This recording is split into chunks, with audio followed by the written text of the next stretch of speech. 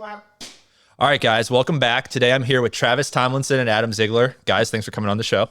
Thanks for having us. All right, so today we're going to talk about a lot of things. We're going to talk real estate, fitness, and just kind of how to plan your life. But out of the gate for the viewers watching, how did you guys meet each other? Mutual friends. Pretty much. So I actually knew Adam before I knew Adam. So I went to Baldwin Wallace College, and my buddy's roommate worked for Adam doing mortgages. Okay. And so he's like, hey, I can get you a job doing cold calling. So I cold called for him and really never met him other than like, I think like a company party or something like that. So I knew him. And then maybe like after I graduated, I was doing loans with Wells Fargo and Adam was doing loans at Wells Fargo. And then we met each other and we're like, oh wait, yeah. I was like, I used to work for you actually. Yeah. But we didn't really interact. I would come in there in the evenings, like 4 to 6 or something like that, and cold call for 2 hours. Yeah. And how long had you been there at that point? Well, actually, that was my mortgage company. Okay. So I started that in what was it, 2001, I think it was. And yeah, I just had a group of telemarketers, and it was a bunch of young guys in the office and stuff like that. So I'd be like, anybody if you know anyone that's looking, so a guy that worked for me would be like, yeah, I know all these guys are in college and stuff. They need some extra money. So I had set up this little room with like, what was it, like 10 phones in like literally a closet. And they would go up there and call from 5 till 9 o'clock at night and just get leads for people that wanted to like refinance, like debt consolidate, refinance. Cause this is back in the like early 2000s. And did you have a 9 to 5 before you started that mortgage company, or did you kind of do that? Like, No, I never had a job. No, I basically went right from high school to flipping houses and mortgages. What about you, Travis? Did you ever have a 9 to 5? Yeah. Oh yeah. I mean, to fast forward through, I started out working for a bricklayer when I was 14. Did that for a couple of years. Worked at a greenhouse for a while. When I went to college, I worked for BFI on the back of a garbage truck. Oh, wow. So all the like manual labor stuff, I did all that. And then in college, I got an internship with a lender and was doing like debt consolidation refinances with them. And then when I graduated, I worked for them for like a year and a half. Bounced to Wells Fargo, worked there for like a year and a half. And then me and Adam met. And so did you guys like team up immediately when you met, or was it kind of one of these where like you'd talk about working together, or how did that go? It was kind of funny because at Wells Fargo, they tried to almost force you to work together. And Travis was like doing one type of loan and I was in another type of loans. So they would be like, work together so that you can do everything. And so they almost forced us to work together. And I'd never actually worked like at a regular job like that before.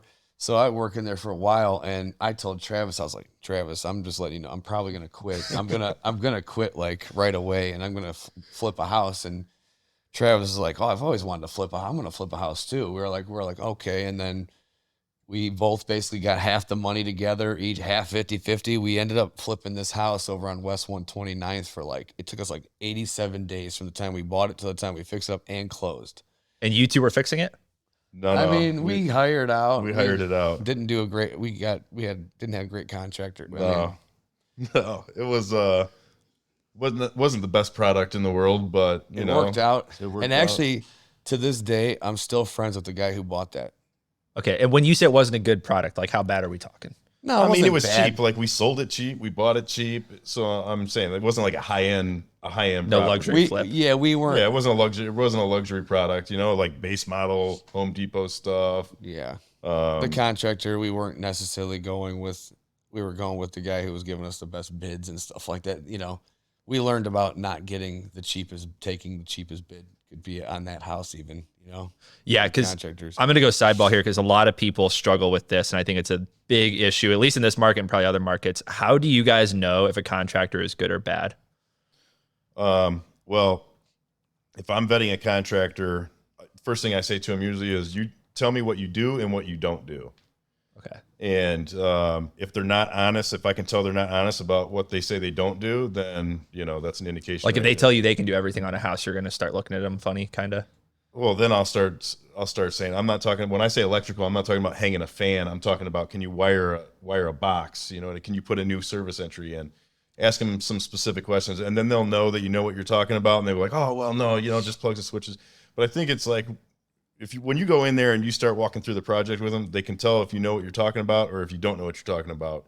And then when you ask them a question like that, like I feel like maybe when I first started out, I would get that, but now they know like, okay, I can't BS this dude. Like I have to just be honest, and like I'll give you whatever you can do, but don't tell me you can do plumbing and you can't. They can't do plumbing. Yeah. I mean, I actually, to me, it's a little bit. Travis knows a lot more about contracting. He mostly handles that stuff for our business, but you know, to me, it's something like real kind of stupid and simple. But like, you know, I own Ryobi tools, which are like Home Depot tools, because I hardly use them, and I have to screw in something here or there, whatever. If a contractor shows up and I think they have the most generic Home Depot tools, they don't actually have real stuff, I start to think, I don't know if you just bought those for $89 to do this job, or if, you know, like a real contractor probably has some nice stuff and some other things like that. But the story I started actually thinking about was Travis. The other thing about it is, you know, you have to give some people a chance to contractors. Well, I've seen Travis go, a contractor tell him like that he did this, or, oh, the roof is this size or something like that. And I've seen Travis in the rain go upstairs, climb out the back window with a tape measure and measure because he knew the roofer was lying. And just to prove it, made him go out there, grab the tape we're going to see right now because you said you measured it, you know. And sometimes a lot of people, like even myself, like I mean, I'll argue and debate to the end of the day, but confrontational right up front like that, Travis would tell him right off the rip, you know. And I think a lot of people end up getting taken advantage of because of like that. They don't say it right. They may even know or think that this isn't right, but they don't stop it right then. And they let it get too far, and that's how you get taken advantage of. You know? And have you always done that, or no? I've always kind of been like that, I guess. I mean, he crawled in a crawl space one time when the guy said he replaced some valves. When I saw the hole down there, and I was like, well, the guy crawled out and said he was done replacing the valves. And I said, I'm thinking, well, he probably did, you know, and he had some stuff. Travis dropped right in this hole. I was like, oh my God, like crawled down through there, came back with pictures and said, you didn't replace all of them. Here's this, this, and this. And I mean, you know, but that's what you have to do. Then those type of contractors who man up and say, yeah, you're right, I should have did that, I shouldn't have said it, go down and fix it. And then, you know, the next job, they're probably not going to do that. They know there's a great chance that he will go check. Don't hire your friends when you're dealing with contracting. And you could become friends with one of your contractors, but you don't start the relationship as friends. Yeah, they've got to have a skill set first. You got to have a professional barrier up. But you know that's like a lot of that.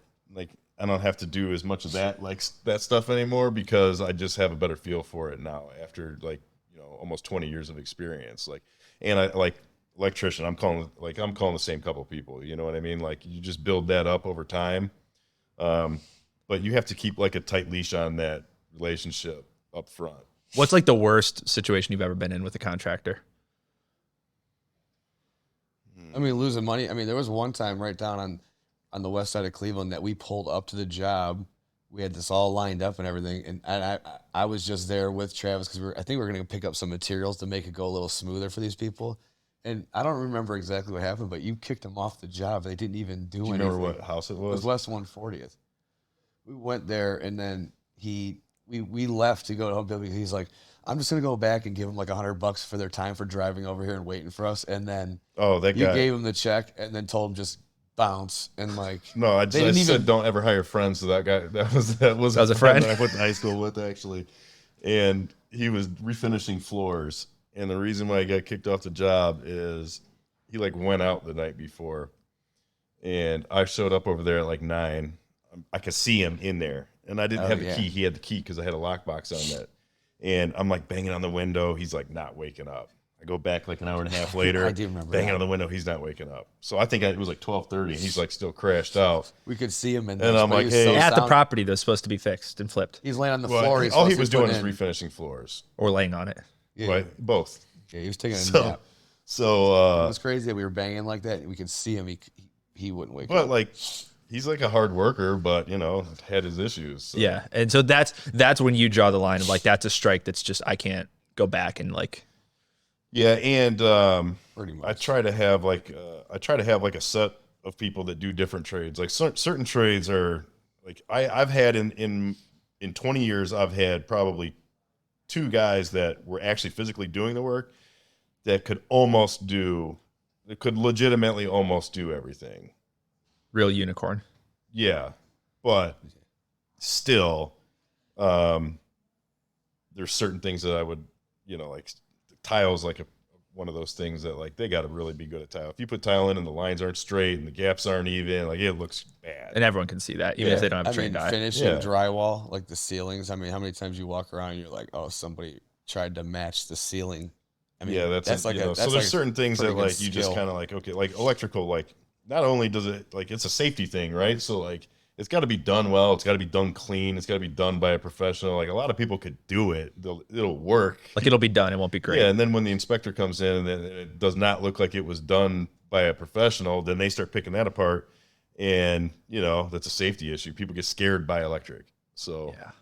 So you guys went into flips, but I think a lot of people I work with out of state are always interested in wholesaling. So the first question I have on that topic is, why is wholesaling a bad word in this area? Because I'll ask a lot of people to talk about it, and they're very hush-hush. Well, I think Adam knows, he's the expert on wholesaling. But on that question right there, I'll say the reason why it's hush-hush is because people aren't doing it right. They're basically going out there, signing a deal up for whatever the person wants. It's not a deal. And then it's just like sitting around. They tied this person's contract up, lied to them a dozen times about the fact that they're buying it. You know what I'm saying? They have there's no means to buy it. And so I think that's why it gets a bad rap. Yeah, but if it's done correctly, like what is wholesaling? Explain it for people who don't understand what that concept is. Yeah, so I mean, wholesaling is basically just like, it's, if you run into somebody who's trying to sell a property, maybe they have a certain need to get rid of it quickly, or the house is in horrible condition, maybe they can't list it and sell it because it won't pass appraisal or FHA appraisal. There's a lot of different reasons why somebody might want to sell a house quicker. It's basically getting the house under contract, right, with the intentions of purchasing it. So I may get a house, say for example, under contract in Garfield Heights for $70,000. I intend to buy this house. Okay. When I get back to the office, Travis may have came back and found 3 other houses, just say that he brought it in. I'm like, well, actually, we'll close on these. This one here is kind of now the 4th one off. Let's go ahead and wholesale this, which means we're going to assign it to another buyer. Which you're basically just selling that contract to somebody else. We're selling the contract, not the property. So at that point is we for a fee, we assign the contract we own for 70 to another person for a higher amount, and we get that fee in the difference. And I think a lot of times people think that it's bad because, number one, a lot of times it's wholesale prices, just like anything. It's cheaper, right? But it's cheaper because we're going to close fast or overlook condition or whatever the other things are. A lot of agents and a lot of brokers that have been maybe brokers for 30 years and been around, they think it's just out there trying to screw people over because you are working on lower amounts and you are doing these things. But to Travis' point also is, you have wholesalers out here. There's 0 cost of entry to become a wholesaler, right? So like a lot of people decide to do it from they hearing people make money. So you have a lot of people out here that are trying to wholesale a deal. And if that same house in Garfield, if that seller was like, "Nah, 120 for it," these guys will say yes, right? Not even realizing it's not a wholesale deal. It's a retail price, but they think, well, I got under contract, like it said on YouTube. Let me go ahead and find a buyer for this and try to make a few bucks on it. Not even probably knowing they're not going to. And then when this contract expires and no one closes on it, this seller is now kind of upset, right? And they don't want to, basically, they think, oh, they got screwed over and lied to by this person who was never going to close it. Wholesaling isn't, you're never supposed to go to a property with the intention of wholesaling it. Yeah, so I think is probably the biggest thing most people aren't talking about is what the actual intentions are with it. But then on the other side of it, obviously you guys have done it for a while. How does someone learn the numbers? Is that something they can learn overnight, or do you have to get a mentor for something like that? Well, like, so when I think of like going back to that topic just for a quick second, like when I think of wholesaling is like, if you only have one option, like I guess you can call yourself a wholesaler. Like we're really just like doing property acquisition, and then we're figuring out what our exit strategy is, right? So we're just looking for deals. So we're looking at a deal, maybe whether or not it's going to be a rental property, depending on the neighborhood that it's in, what's it going to rent for, what can we get it for, what does it need to be brought up to rent ready condition, or is it going to be a flip? How much work does it need? What are the profit margins and stuff like that? And you're looking at all these different avenues and you're like, okay, I could buy it and rent it. I could buy it and flip it. My other exit strategy is this guy will give me 10 grand to take over the contract. And maybe I'll make 25 if I flip it, but I'm going to have, 60, 90 days in the rehab process. I got to put it on the market. I got to do all this and Manage contractors. yeah. And I might be like, money. you know what, in this situation, like I might just rather take the 10 grand. Yeah. And so it's one exit strategy, but you got to we buy houses, we have rental properties, so you have to have multiple avenues, or else you're just quote unquote. The thing is we're actually real estate investors, right? And the hardest part about being in this business, I think probably in any sales business, is leads, right? The more leads you get, probably the better off your business is going to do. So what happens though is it's real hard to find leads of anybody selling, even if they want the retail price or the wholesale price. So what happens is we try to go out there and set our people up in the office and things that are where you can go out there and offer somebody more than one option. And I mean, if you're just a wholesaler, you're going to have to just go out and offer them this wholesale price that you can't even close on. But if you also know how to close on it and be a landlord, maybe buying holds and flips, you're out there making real offers that maybe you may find yourself a really sweet deal and close on it. Now, like Travis said, you may sign that up and it might not be like, well, actually, I don't think I can manage this deal. Let me just go ahead and make this 5 or 10 grand and assign this contract to somebody else. But at the same time, a lot of times people do want retail price, and you should be able to help them in some way, with that, like either being connected with a realtor or having your license. Yes, I think you guys are definitely, and obviously I haven't done it, but it seems like you guys are being intelligent with having multiple options so you don't get stuck into a situation. But there are a lot of people that follow me that aren't from Ohio and they don't even know what wholesaling is. So just to show when it's done correctly and when you guys are at that level, what is roughly the most money you've ever made in a month just wholesaling?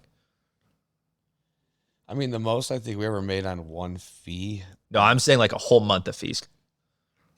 It'd probably be that same month though, because the fee was so large, but probably over 200. That's not bad. Most of it was one huge couple, occasionally you'll get a deal where you make $150,000 on one fee, And so how important is it for you guys to have your connections? Because obviously that's a major reason why you're able to have these options, right? Is that people who are buying, other investors. You obviously host an event every month. So is that a huge part of being successful in real estate investing?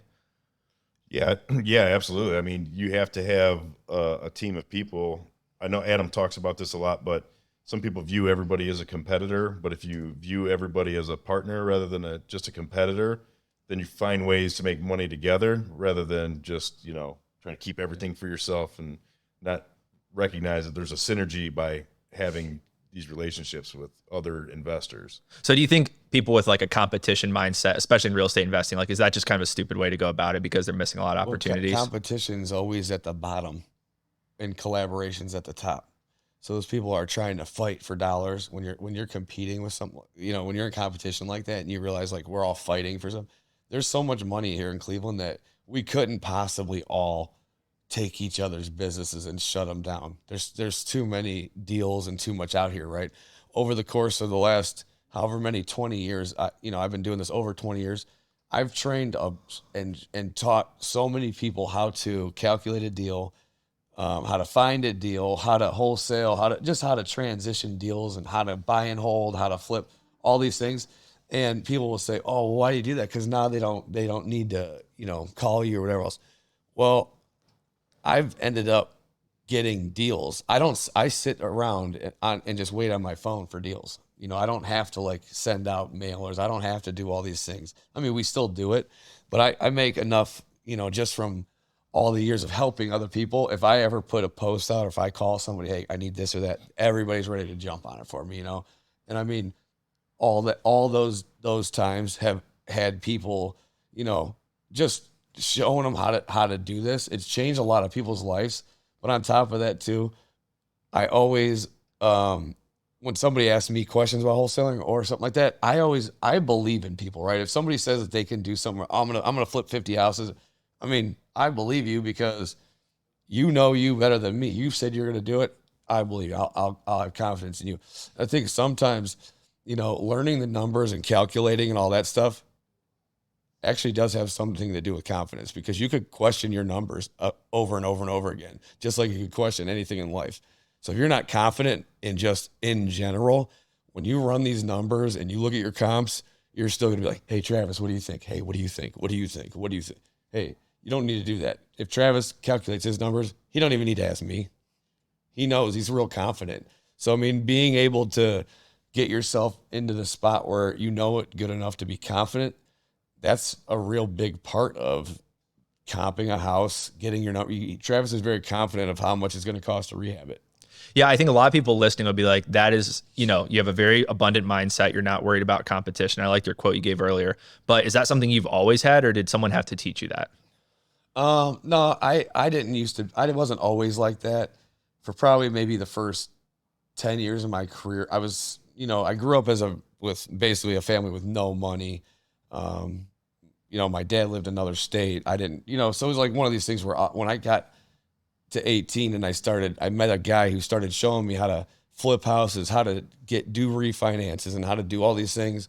And I started making money. I was almost more like, honestly, like a little bit angry. Like, why was I live my whole life like this when it's like, all you have to do is this and you can make, I had more money in my life than when I was 18 years old. I was like, what were they doing? So at that point, I just put my head down and I really didn't care. I didn't, I was probably, like I said, I wasn't even trying to, I was trying to help myself too much. Wasn't worried about nobody else. I was trying to run everyone over. I remember my name at the bottom of the board, all the other guys at the top. I'm going to get my name to the top of the board because I know that's where all the money is, and pretty much it was probably like, honestly, maybe like 15 years ago when we were doing property management, and basically we started doing turnkey flips. And what happened is there's a lot of people in California with money. There's a lot of people in New York with money. There's a lot of people all over they were calling us from all over countries and stuff like that, right? China, Australia. And what ended up happening is these people would come to town, and I almost turned into a tour guide for a while, like back in like 2010 or something like that. They'd come into town. I'd have like 5, Chinese guys or 5 Canadians or 5 people from New York, whatever, in my car, driving them around, telling them this, that, and everything else. And these people all had money, but they had no idea how to correctly use the money. They were just going to just be like, do this, do that, just basically just because they had cash, right? And throughout that time, I ended up realizing if I let these people do this and I don't explain to them how to do it right, it probably won't work. Number one, so they'll stop buying. And number two, if they've got 200 grand, I can't let them buy 2 houses with that. I need to show them how to use leverage and sell them 20 houses. And so I end up teaching these people how to use their money correctly, use leverage correctly, get the right management, build a team. And I started just doing it. Honestly, for the reason of me and Travis to sell more turnkey rentals. Yeah. I was doing that. So if they can buy 20, that's better than if they only buy 2. And when you show them the math, it's like a no-brainer. So I was just really showing people cash on cash returns, the difference between ROIs, between putting all your cash down on 2 deals compared to putting 20% down or 10 on 20 deals and all these different things. So I started realizing at the time, I was like, wow, all this time I've been just grinding out and doing all this stuff, right? And not really. But if I start telling some other people, because I started teaching these people, now I have 3 groups that want to buy 60 homes, but we only have 4. So you got to get because I can't. I'm also just finding them because I'm not helping nobody else or anything else. Me and Travis is doing our contracting and all these other things. I'm in charge of trying to find deals and sell them. But now I got these people that want 60 houses. We only got 4. And I'm like, all right, well, the only way for us to get more is we need more people. And so is that when Lokal was birthed, or was that kind of where it started? Yeah, Lokal. Well, we started Lokal. We had another company open previously with a different partner. He really didn't have any interest in growing the sales part of it. So we started Lokal because it was kind of a difference opinion. We kind of just wanted to go in 2 different directions. And we started local because we're like, we need a bigger team. Like we need a sales team, other people that can go out there and do this for us to really like, grow. Otherwise it's just like, how many hours can you work in a day? And was that a long process of like hitting your head against the wall, or were you both kind of talking to each other going like, hey, this needs to be bigger than us? Well, it actually wasn't even necessarily like, it was kind of just like real semi-organically as well too, because like a couple people that really started with us off the rip were like guys we already knew. And, for example, the one guy he worked at he's a manager at a furniture store. So his days off were Fridays and Saturdays. So a lot of times Friday mornings, he'd come meet up with me, he'd grab lunch, maybe go on a couple appointments just to get out and do something because everyone else was working.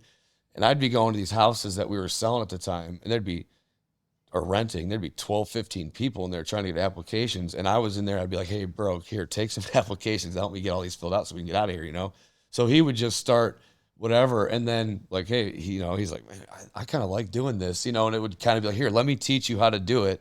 And I'd start kind of showing him while he was at work. And then next thing, one thing leads to another. He gets a deal or two, and now he's got enough money in the bank to cover 4 months of, bills. And now he's like, all right, now I'm going to quit, and I got time to get myself, and it just kind of happened like 3 or 4 times in a row like that. One of our top guys, Mario, right? We just ran into him trying to get into wholesaling and learning how to do it while he was at a regular 9-to-5 job, except he had a horrible deal and we wouldn't buy it off him. We were like at that moment, so when we first started this, hey, Mario, if you want, I'll help you and show you how you screwed this up and how you can actually do good at this, And that's like how we met him. And now he's, And Mario's doing all right. Yeah. So like, it just starts off. A lot of them, and then when those people started rolling, we were like, man, if we can get these guys going, we can probably help quite a few more people. And then we got Katie in. Katie's been with us for 10 years, and we've had and we just kept bringing people in, and it's mostly like organic. We don't really, a lot of the people, our office is like a big family. It could be like Thanksgiving dinner in our office meetings. It's everyone in there knows just about everything about everyone. We're all friends, and we're growing, but everyone kind of just jumps in. And yeah, I think a big thing I see, and even I suffer from myself, is there's just so much analysis paralysis. Like obviously when I'm editing videos for you guys, I'm learning all of this, but it's also behind a screen. So for everyone out there, maybe they don't like their brokerage, or last year wasn't a great real estate year for you. Can they reach out to you? Are you guys actively like coaching and helping other people if they need to get started and they don't know where to start? Yeah, we do once a week. We do a training with 20 some people in there. So we're always helping people, always coaching people. They can reach out directly to us. The one thing that we do that's a little bit different is like we tell everybody what we learned in real estate. So it's not just like sales, real estate sales. Like people ask me what we do, and I was telling Adam one time, this was years ago. I was like, man, I feel like how do you say it in like 3 words? You know what I mean? Like I flip, I rent, I do this, I do that. It's like, so we made a shirt that just said flip, rent, sell. Like it covers about everything. You can flip, you can learn how to be a landlord, you can learn how to be an investor, and you can do sales. It's just like another tool in the bag. So that's what's different. And it's funny, like we just went to a career night, and we're the only brokerage that I know of that has that specialty.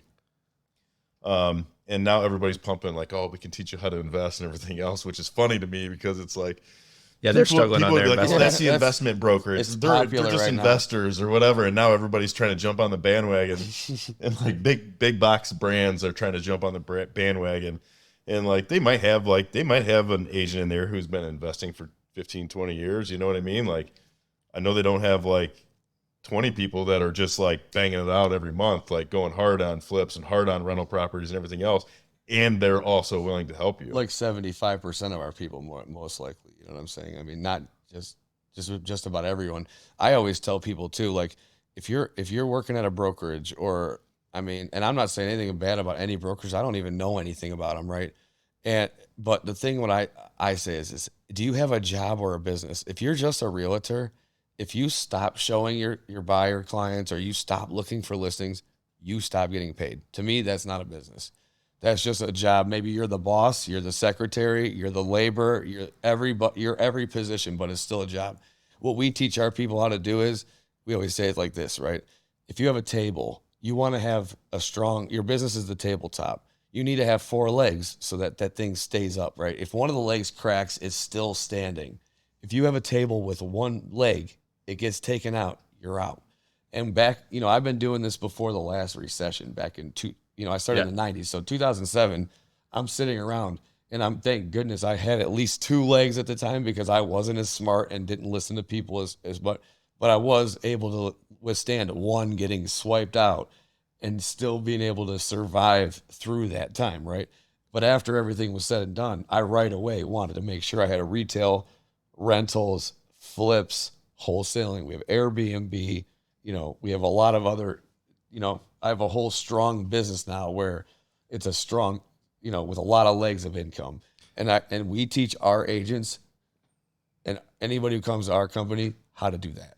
Like, if somebody asks you, what are you? You could say, yeah, of course you're a realtor, you're a licensed agent, but don't say you're a realtor. You're a real estate investor. That is one of your tools, but you also have a lot of other tools that you can help other people with, along with setting your own business up strong. Why do you guys think so many people avoid reaching out to you? Because I think there's a lot of people silent struggling, and you can see it online. They were the ones who were going to be an agent investor, and then they disappear. But obviously, you guys are coming from a place where you can help multiple people. Why do you think they aren't reaching out? I think a lot of times people, Pride, probably pride or ego or something like that. That's one of them. But I also see a lot of times, I really think that the fact that we're just a small company, that I see these other people, they just love the broker. They like whatever Kool-Aid they gave them on the first day. They love the place so much, regardless if their results are what they want or not. Because I talk to people all the time and they're like, my broker's not around. I don't have anyone to ask questions to. There's no office meetings. I have to go online to find a video if I need to learn something. And I'm thinking, why would you even stick yourself into that spot? It's like going to a restaurant has bad service. Like, well, I'm just going to go there anyways, though, because that's where I always go. Yeah, everyone says it's good.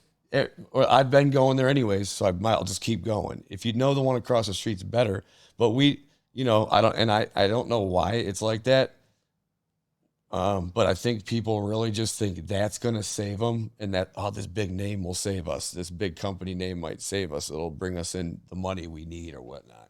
And a lot of people over the last few years have went to teams, so like a lot of these big teams at other brokerages were passing out leads and stuff like that. All those people that were on teams making money the last few years are definitely going to need to call us because their team leaders are going to be keeping those leads.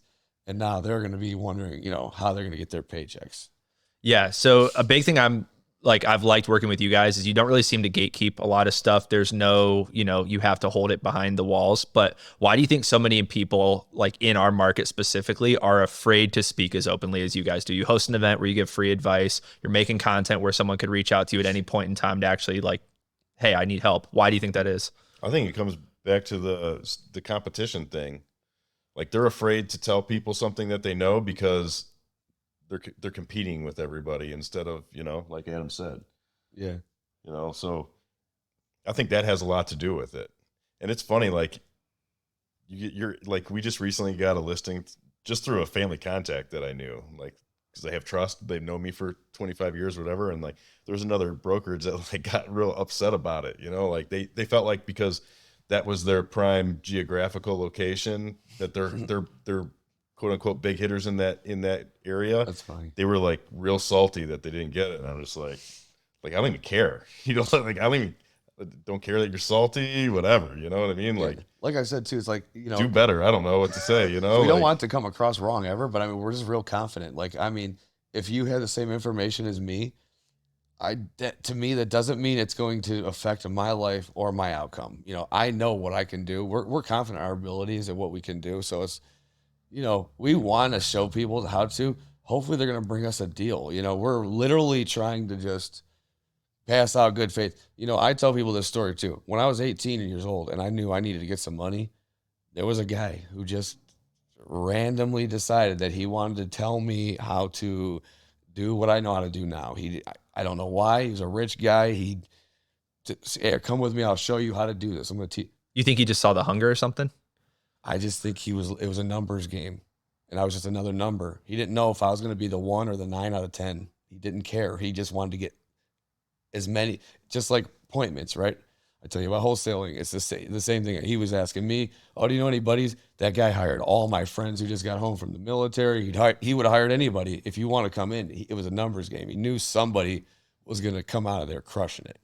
So I don't think he saw anything extra at the time. I think he was just like, it is what it is, you know, get in here and let's see who does it, you know? And do you think it also helps both of you that you're not in real estate from 6 a.m. to midnight? Like, you guys are both fathers. You both obviously take care of your fitness side of life. Like, how important is that to actually make the business side work? I mean, fitness is a pretty big part. Like if I don't wake up and go to the gym, like I didn't feel like going today, but I started this new little group. Yeah, where you had I'm, like, accountability group. And the funny thing is it's holding me more accountable than I think it is anybody in the entire group. Because I told 30 people that I was going to go to the gym and come with me. And I'm like, if I don't go, I'm going to look bad, you know? Yeah, if they show up and I'm supposed to be the one leading the group, you know? So, but I don't know.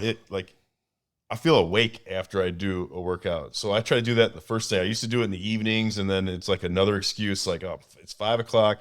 I'm tired. I got to go coach basketball. There's a million things that'll come into play if you do it at the end of the day. So I like to do it in the morning, and I just feel vibrant throughout the day when I do that. If I don't, like, I probably only did 1 or 2 days a week for 2 weeks during like the holidays and everything, and I just felt sluggish. I felt like Stress more. Yeah, just feel lazy, you know, like just feel lazy. But it's like, that's what happens every time that year. We tell everybody, don't do that, you know, don't get lazy, don't do it. But it's hard when, you know, you have all these extra functions that you're not doing, going to families' houses, doing this.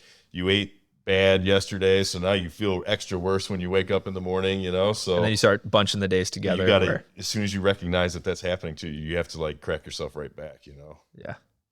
Yeah, and I mean, what you said about that, about real estate, like being able to not doing it from 6 till midnight.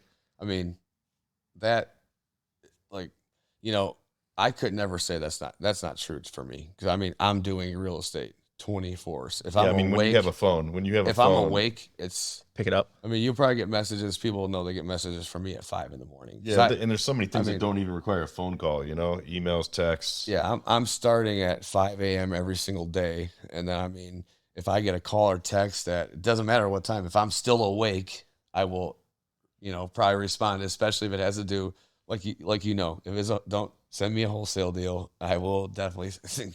Yeah, for everyone watching, I did tell Adam this was a wholesale deal today. I tricked him to come to the podcast. Yeah, he told me this was a wholesale appointment, so I was a little confused when I got here. I'm like, where is this the property here? All right, guys, I have one kind of side question. This is more on the content side. You know, I just went to a conference where I learned from Grant Cardone's social media team, and there were a lot of things that I realized I'm not pushing anyone to do. And I like the video you put out today, so I want to talk about it live. Why do you think so many people in Cleveland are afraid to share their actual opinions about what they believe about the world, what they think about business? And why do so many people just keep their mouth shut when they really don't need to? I don't know. They just trained us for the last 3 years in cancel culture, didn't they? About what not to say and everything else. So now let me pause you right there. Do you stop following someone when they get canceled, or is that just what the large media is saying? Because I'm curious. Like it makes me want to follow. I don't. I was gonna say I follow them then. I don't follow anybody until they get canceled. Yeah. So the big thing I learned was when you share your opinions as loud as you can, you will piss people off, and I think everyone's afraid of that. But there's a silent majority that's waiting for you to say that. And so that was one thing they told me is my biggest leverage is they said, are you owned by a franchise? I said, no. And they said, so no one can yell at you if you say whatever you want. I was like, maybe Katie. But other than that, like, I'll take her out to dinner. He'll be all right. Yeah. I feel like if it's something I would say in front of my friends or family, and I don't agree with my friends and family on everything either, you know what I'm saying? But if I feel like it's something I would say in front of them, I feel like it's okay for me to say it to about anybody. You know what I mean? You can't be ashamed of what you're saying. If what you're saying is you're ashamed of, then you probably shouldn't say it. Yeah. But I mean, sharing your opinion and everything, I mean, people recognize that as a strength. You know what I mean? Like when they see somebody share something or say something that they know that, oh, that's taboo to say or whatever, but it's real and it's the truth, then I feel like that's pretty powerful. Yeah. And I feel like people respect that. I think most people that would know me and Travis in real life wouldn't say that we don't say what we think or say the truth. Yeah, so that, In I mean, that's real- one of my big goals personally when I came back is I was like, it's hard to know you two behind the camera and know that the version of what's coming across is kind of like the PG-13 version. And so I think one thing a lot of people are seeing the next few months is I am going to push you guys to get out of that comfort zone. I am going to start asking some of the questions that maybe they're not all real estate related, because I think at a bigger level, that's what people will actually connect to you on. And then they're going to go, oh, these guys are good at business either way. That's a check mark. But the actual who you are is where people will connect. Yeah. I mean, I'm telling you this. I feel like I just got my meta credits back because of all the stuff that I was saying about COVID. I actually was like, dude, I was going on. I was on one for COVID. Chart, or if you needed a chart or a graph, he had one. I did have a lot of good content. Those, I mean, I would have like 300 likes. I mean, arguments, like, just people going at it and everything else. But I was just like, I wasn't even saying anything crazy. I was just saying like the truth, you know? And some people recognized that as the truth, and the people that didn't want to believe it, it made them real mad. And was there ever even really a big loss? Like, do you really feel like you lost anything from that? Or no, I feel like, dude, I still have people that will come up to me today and say, I remember when you were posting stuff about COVID, man, I used to love that. People tell me, oh yeah, I used to always see Travis's charts and his graphs he'd put out every day and everything. And I'd be like, yeah, I'll tell him you liked it, dude. But there was a period of time where I felt like Facebook's not pushing my stuff because of what you I'm saw saying. the numbers dip, even though, yeah. But the thing is like, it was such an engaging topic that, I mean, the comments, like, I don't know the algorithms, that's your deal. But like, when you've got like 340 comments on something, it's a snowball effect. It's hard for that. It's harder for them to be like, oh, nobody's seeing this. Because they want you on their app longer. Yeah. So I don't know. Yeah, I made a comment that was a little bit controversial about the city Brunswick schools, and there was like 2,000 comments on it. It was like going wild. Yeah. But then, you know, the thing is, you know, there's 50% of the people think that I'm right and they agree with me. The other 50% of the people think I'm going to beat my kid when he gets home from school or something, you know, and I'm an evil, terrible person. Yeah. My favorite quote from the whole weekend was, you can't be president unless half the country hates you. Doesn't matter which party, but regardless, and I think it's something that made me more confident, because there's a lot of stuff. I mean, I hear the weirdest shit on sales calls where I just have to immediately go, that can't work with that person. Like, that's just weird. I'll ask them a question where I'm like, you know, why do you think you don't make content? Well, my dad was mean to me when I was 12. And then it's just this whole other conversation. But the reality is I've never shared that stuff. But I would guess 9 out of 10 times, both of you would rather watch me talk about one of those funny things than here's how we're going to edit your next video. Yeah. Oh, definitely. Yeah. I mean, this morning I was just driving to the gym actually, and I was thinking about like some of the different people that I know and stuff, and how they got they got followers and how they got them and stuff like that. And I was thinking about some different things. I called Travis, I got 2 pretty wild marketing ideas, and we sit there and think, you know, it's one of those where you're on the borderline. Should you even? I mean, and so my big takeaway from that weekend, like, you know, because you know, it's just. And a big, you know, when you say push the limit or whatever, but I mean, which limits? Do you know what I'm saying? Like, and that's the whole thing. Like, I think the limit is as long as it's authentically Adam. And I think there's 2 things that can happen. I think one, you can get a lot of bad attention, and you may have to check yourself and go, hey, I was out of line, and you need to tell people that. But then there's other times where you push that limit and realize that wasn't a limit at all. I was just afraid to say something because I was worried about 2 people's opinions. I think this is more just something that me and Adam think is real funny, and we just don't know if everybody else is going to think is real funny. Yeah, this is the only way to know is to let it out. Yeah. So definitely gonna think about that. Yeah, guys, I just want to thank both of you for coming on. Honestly, this is one of the most like chill podcasts I've had so far, and I honestly just want to say thank you guys both for coming on. Thanks, Alex. Thanks for having us. Yeah, sweet. You guys will be back on soon. That is episode 5. I will see you guys next week. We're done. Nice. That was it.